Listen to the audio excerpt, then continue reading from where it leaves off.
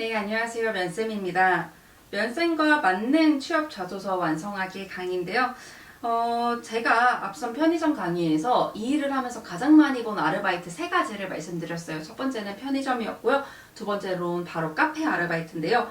정말 요즘 조금만 걸어도 카페가 계속 나오다 보니까 이 카페에서 아르바이트 하신 분들이 굉장히 많더라고요. 이 카페에서 아르바이트 하신 분들이 소재를 조금 더 효율적으로 활용하실 수 있는 방법에 대해서 이번 강의에서 설명을 드리고자 합니다. 이 카페 알바 소재는 고객응대 직무에서는 정말 잘 활용할 수 있어요. 조금 더 끌어내보면 행정 직무까지는 어떻게 활용을 해볼 수 있는데 그 외 직무에서는 조금 어려워요. 그리고 카페 아르바이트 소재가 굳이 소재의 순위를 세워본다면 당연히 인턴이 우선순위일 거고 그 다음에 대외활동이나 사대보험된 등록된 아르바이트 이런 식으로 갈 텐데 그냥 아르바이트 같은 경우에 사실 우선순위는 좀 낮아요. 제가 웬만하면 직무산업과 연결된 인턴 같은 것부터 동아리나 인턴 동아리 차라리 팀플을 먼저 쓰세요라고 많이 말씀을 드리기 때문에 카페 아르바이트 자체는 우선순위는 낮지만 생각보다 많은 분들이 활용하시는 소재다라는 거 말씀드리고 싶고 카페에서 끌어낼 수 있는 건 고객응대, 판매 전략, SNS 홍보 관리 이런 거 했다로 많이 쓸 수 있으니까 만약에 여러분이 고객응대 하는 직무나 아니면 행정 직무이신 경우에는 이 카페 강의를 좀 봐주셔도 도움이 될 것 같습니다. 그래서 저는 이번에도 각 기업별 소재 포인트 은행, 공기업, 대기업으로 나눠서 보려고 합니다. 먼저 은행 같은 경우에는 카페에서 뭘 찾을 수 있냐면 고객 응대하셨던 거. 근데 그냥 제가 친절하게 경청하고 공감하고 소통하고 배려해서 고객 응대를 했어요는 쓸 수 없고요. 고객들이 주로 어떤 불만을 표현했고 내가 그거를 해결하기 위해 뭘 했어 라는 거 사용할 수 있고요. 이런 거는 민원 응대하는 공기업에서도 충분히 사용을 하실 수 있습니다. 요즘 가장 많이 사용되는 소재가 키오스크 도입됐는데 어르신들이 어려워해서 내가 키오스크 어떻게 했다라는 것도 많이들 사용을 하세요. 그리고 디저트가 조금 잘 안 팔린다던가 아니면 신메뉴가 안 팔려서 판매 전략 프로모션을 했다던가 우리 매출이 갑자기 경쟁 카페가 너무 많이 생겨서 매출이 줄어들어서 이거를 높이기 위한 프로모션을 진행했다. 이런 것들 많이 사용하시고요. 그리고 SNS 및 오프라인에 홍보했다라는 얘기 은행에서 많이 활용하실 수 있습니다. 그리고 공기업 같은 경우 민원응대 같은 경우에는 여기 썼던 이 고객응대 사용하실 수 있는 방법 그리고 발주 관리를 했다, 재고 관리를 했다, 인력 관리를 했다 이런 내용들을 공기업 소재로 활용을 하실 수가 있습니다.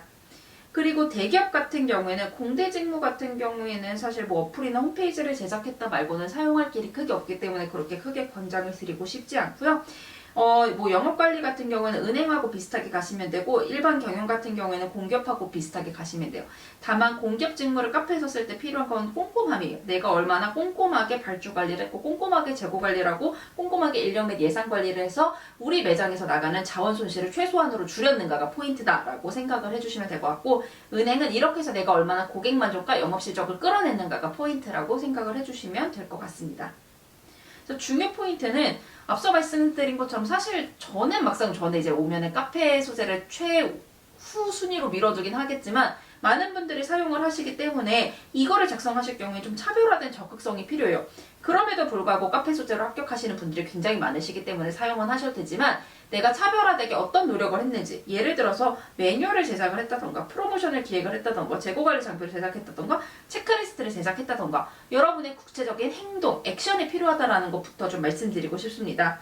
그리고 주간식 같은 경우에는 카페 근무 당시라고 하셔도 되지만 갑자기 1번에도 카페 근무, 2번에도 카페 근무, 3번에도 카페 근무면 여러분이 이전 직장이 카페 영업관리가 아닌 이상 이 친구 카페밖에 경험이 없나 라고 생각할 수가 있어요.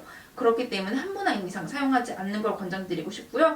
다들 좀 많이 쓰는 소재이기 때문에 눈에 띄는 성과 정말 이렇게 성과가 났었네. 영업이나 은행 같은 경우에는 눈에 띄는 노력 얘 되게 꼼꼼하게 해서 정말 자원 소비를 이만큼이나 줄였네. 로스를 이만큼이나 줄였네 라고 눈에 들어오는 성과가 필요합니다. 여기서 중요한 건 사장님이나 매니저의 동의를 얻는 건데요. 만약에 여러분이 조금 더 적극적으로 행동을 했다는 게 솔직히 알바생이 그렇게 하겠냐라는 얘기가 나올 만한 소재면은 여러분을 매니저로 만들어서 쓰시는 것도 가능합니다. 그럼 책임감과 리더십을 드러냈다고 같이 사용을 하실 수가 있어요. 그래서 카페는 흔하기 때문에 흔하지 않도록 만드는 게 가장 중요하고요. 여러분이 카페에서 그런 행동을 할 수밖에 없었던 이유, 앞서 말씀드린 것처럼 매니저로 만든다던가 아니면 경쟁이 심해졌다던가 매출이 낮아졌다던가 이런 내용들로 풀어주면 충분히 당위성이 있는 카페 알바 소재를 만드실 수가 있습니다. 마찬가지로 도전, 창의, 협업 등 각 문항에서 카페 소재 어떤 거 끌어내면 좋은지 이 책에 제가 모두 풀어냈고요. 만능 자소서 강의와 이 책의 템플릿도 있기 때문에 강의와 책을 통해서 만능 자소서 완성하시길 바라겠습니다. 우리 카페에서 알바하셨던 수많은 분들 내 소재를 못 쓸 것 같아 라고 좀 뒤로 물러서시지 마시고 그래도 이 정도는 나의 고객에 대한 혹은 업무에 대한 꼼꼼함에 대한 적극성을 보여줄 수 있어 라고 한다면 최대한으로 활용해서 좀 작성을 해주셨으면 좋겠습니다. 여러분 너무 고생 많으셨고 저희 마지막 강의에서 뵙도록 하겠습니다. 고생하셨습니다.